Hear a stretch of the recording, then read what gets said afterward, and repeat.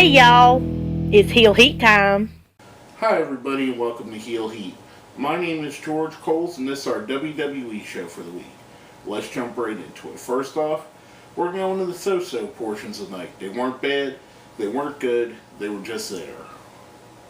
First, the Los Matadors versus Heath Slater and Titus O'Neil.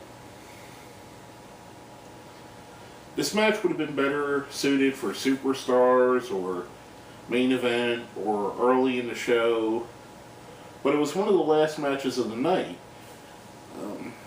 Just kind of felt odd seeing this in the 10 o'clock hour of Monday Night Raw, your flagship show. Not an overly terrible match, just misplaced. At that point, the show lost a lot of steam. It was just weird. Los Matadors won, even though Slater Gator has been getting a little bit of traction. It kind of, I don't know, just the placing was kind of odd to me. Same with the next match that came right after it, actually. Bo Dallas versus Kofi Kingston. Kind of felt like a thrown together thing. Like they, almost like there was a match or two that was supposed to go on here that for whatever reason they canceled, so they had to throw people out. I understood why they did this, so they could have Swagger come out when Bo cut his thing after beating Kofi and start or heat up the Swagger and Bo feud. I don't know. It felt out of place. It felt like a first hour segment in the third hour. It felt like a SmackDown match on Raw. I don't know, just weird placing. Not a horrible match. Not a horrible interaction afterward. As a matter of fact, I quite liked it. It just felt odd where they placed it on the show. And I know it's kind of hard to say with me doing a show where I jumble around and put different things so they fit in categories of bad, good, and other, I guess. So, I don't know, just to me, placing killed the two matches, and I really had low interest in both of them, which is kind of sad, to be honest with you. Next up, the bad portions of the night, the stuff I just flat out didn't like. We started the show with the Legends discussion with Shawn Michaels, HB Shizzle, Hulk Hogan, and Ric Flair all talking about what they think of John Cena's losing to Brock Lesnar and his chances in a rematch. This seemed, I don't know. You have three of the biggest icons in wrestling, and four once John Cena came out and joined them. You have four of the biggest icons in the history of wrestling, and it seemed over-scripted. It seemed to run too long. And it kind of just seemed to me like something you would see watching a football game, watching the pregame show for a football game. It kind of felt like this is something they should have used to have you go and watch the Raw pre-show on the network instead of having it on the show. It was just weird. Again, another weird, out of place, overly scripted segment, which leads us right into our next thing. If it wasn't for the main event, this would have been the thing I hated most on the show. And probably I still really do hate this most on the show. Jerry the King Lawler trying to reconnect the Bella Twins with each other and hash out their differences. Concept good. Idea good. Building the feud idea good. Execution terrible. You took Brie Bella and Nikki Bella, who have their pluses. They're attractive women. They add to a show. They're not the best in-ring wrestlers, but they add. They have qualities that are good. Unfortunately, you ask them to go out there and act, and they put on what I can honestly say is probably the worst acting job since maybe going to a local play. I've went to plays in my local area with people that do it for hobby that have acted better than this. This was like soap opera. This is like the first day of soap opera acting class being held out in a ring. And then we get the initial fight, Lawler gets involved. Just altogether bad in my opinion. Very boring, very long, and very poorly acted. To me it was just terrible. The thing I disliked the most was the main event. John Cena versus Bray Wyatt. John Cena runs roughshod over Bray Wyatt. Bray Wyatt barely gets in any offense. Harper and Rowan come in to help Bray Wyatt, which brings out, I guess, Cena's friends, Big Show and Mark Henry. So we get turned into a six-man match. Play it. And before we move on, I really miss Teddy Long coming out and making these things official. Should have happened on this show. Bring Teddy back just for that. Anyway, I digress.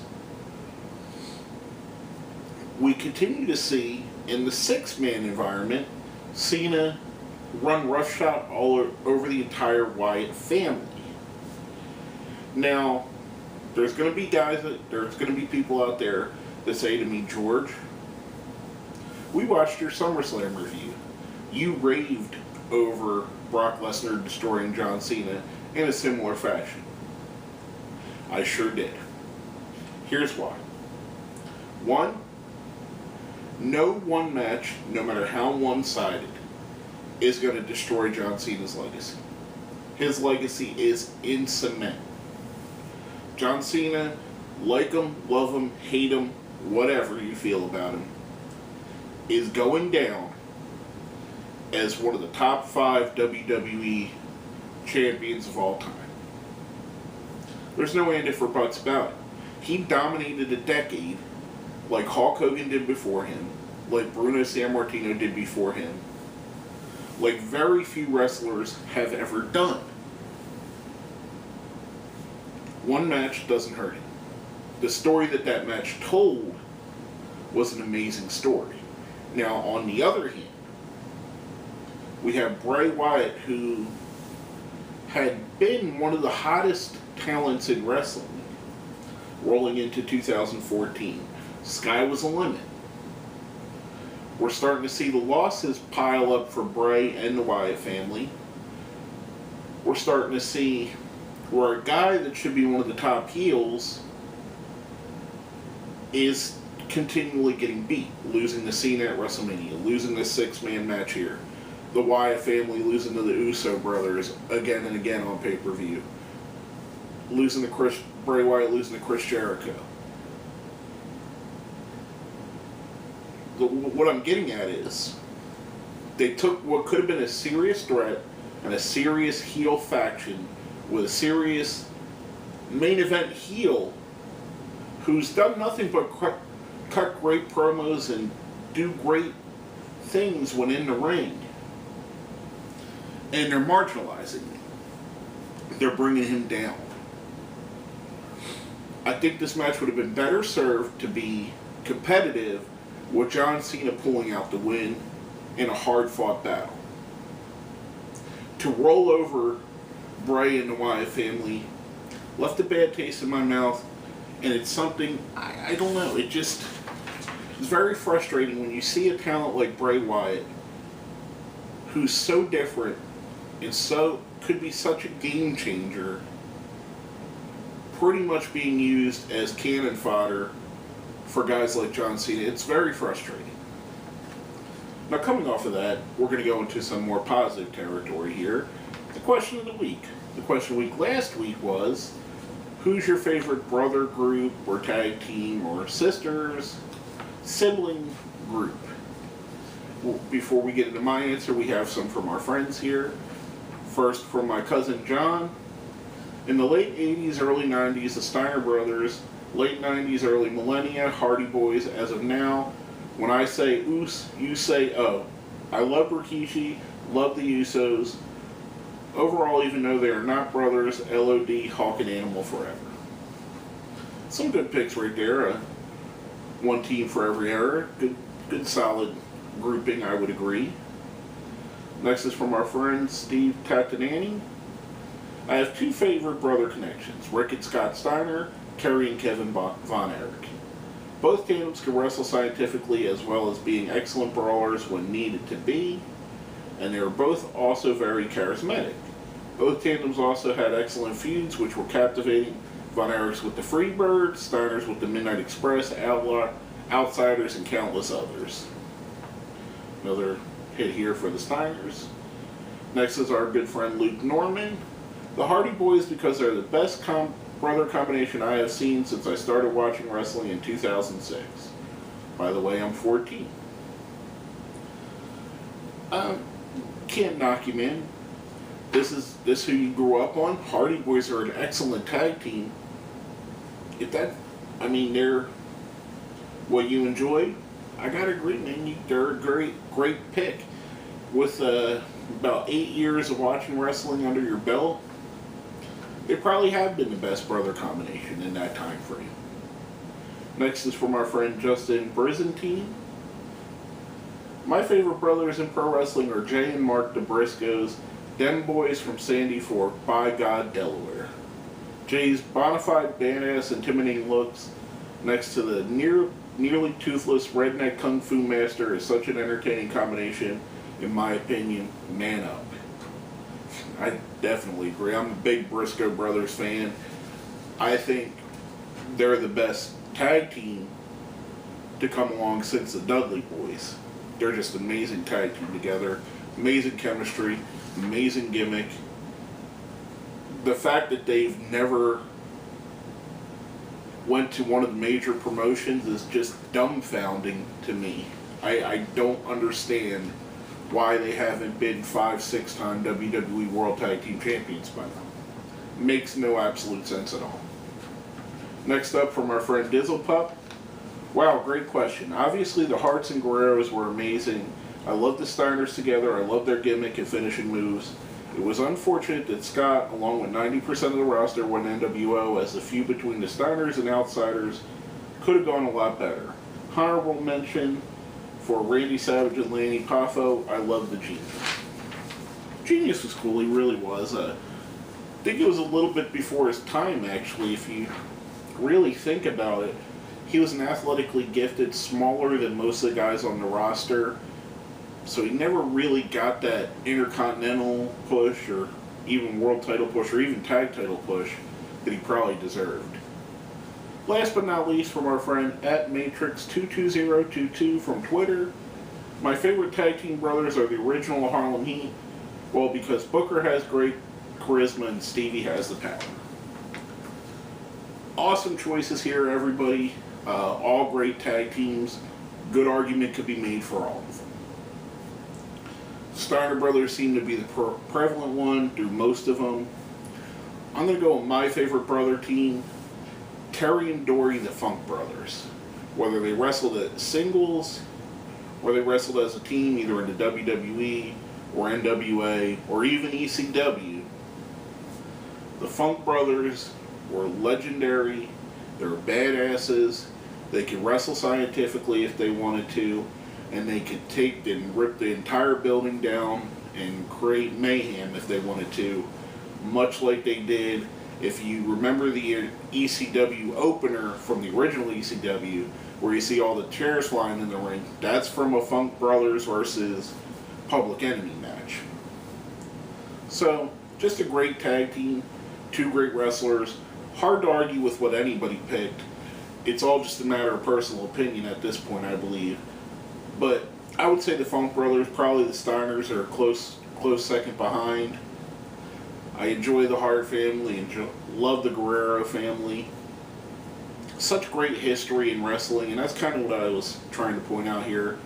The one that isn't even mentioned is a Anoa'i family, and all of the different brother combinations we had in there, whether it be Alpha and Sika, the Usos, which John brought up, all the way down the line, just all over the place. Tons of great talent, tons of different combinations you could come up with. Now, coming off of that, our question of the week for this week is, what is your favorite entrance song for a current WWE star? Could be anybody on the roster. Could be one of the guys that are legends, like Hulk Hogan, Ric Flair, Shawn Michaels, that just come in for certain appearances. Could be a diva. Could be one of the wrestlers themselves. Could be one of the McMahons or Triple H. Let us know what you think. Hit us up on Facebook. Hit us up on Twitter. Put it down where? Down there in the comments. And make sure you hit like as well. Now, coming off of that, we're going to go into the good segments, talking about stuff we like. First off, the Rusev versus Jack Swagger match. I kind of could have done without it. However, it did put an end to that feud while starting up the feud, revving up the feud with Bo Dallas, which we seen, something I talked about earlier, went on after this.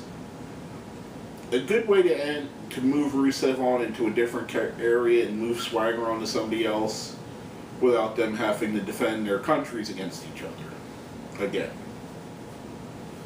Next up, Cesaro versus Rob Van Dam for the #1 contender for Sheamus' U.S. title. I thought this was a very good match. I liked the psychology of Sheamus being out there. I liked after Cesaro won, him throwing the belt at Sheamus and then kind of backing away as he challenges Sheamus. I thoroughly enjoyed the fact that Sheamus on commentary said Cesaro is the wrestler that's most like wrestling himself, which is kind of a big compliment with Sheamus being a main event superstar. Getting Cesaro up to that level is going to be something really great. Speaking of really great, my favorite match of the night, Natalya versus Paige. They didn't get that much time. They put on an amazing match. Paige picked up the win. Afterwards, we see the little weird interaction with her and AJ Lee, the creepiness with the kiss on her hand, AJ kissing Paige's hand. The whole frenemy feud they're doing is great. I'd love to see this by the time we get to Night of Champions, since Natalya's been in the past few weeks becoming a three-way. I think a three-way between these three women could be an amazing match. Could be the show stealer for that show as well, not only just this show. Next up, we have Kane and Seth Rollins doing a eulogy for Dean Ambrose's career. Thought this was good. This kind of harkened back to something that would happen in the Attitude Era. They had lots of segments like this as he's going through the eulogy. Dean Ambrose's friend and former Shield partner Roman Reigns comes down and attacks the two. I was waiting for this to happen. I was waiting for them to bring Roman Reigns back in the fold with Seth Rollins. It kind of felt weird that when he left the Shield and disbanded them by basically attacking them, that Roman Reigns went in a different direction without addressing that Seth Rollins just attacked you. Him coming back to this and them addressing that, kudos to them for tying up that loose end. And it set up a match for later, which we'll get into here in a bit. Next up, we had the Uso brothers versus Goldust and Stardust. Pretty standard match between the two. We seen at one point, I forget if it was Jimmy or Jay. I'm sorry, they're identical twins. I get them confused. One of them gets counted out because he hurt his ankle. Goldust questions it after the match, saying that you just didn't want to lose the belts to us. Which we see Goldust and Stardust attack them, thus kind of making them a heel team. We'll see how it goes from here on. We've seen stuff like this before where teams or wrestlers have done heel acts but not necessarily turned heel. I think they're going to turn them heel, but should be interesting either way. I'd like to see the Goldust Stardust tandem take the belts off the Usos. The Usos are a wonderful, great team that deserve to be the tag champions, but I feel like this tag team title run has grown a little stale, and it needs some interjection of new life into it.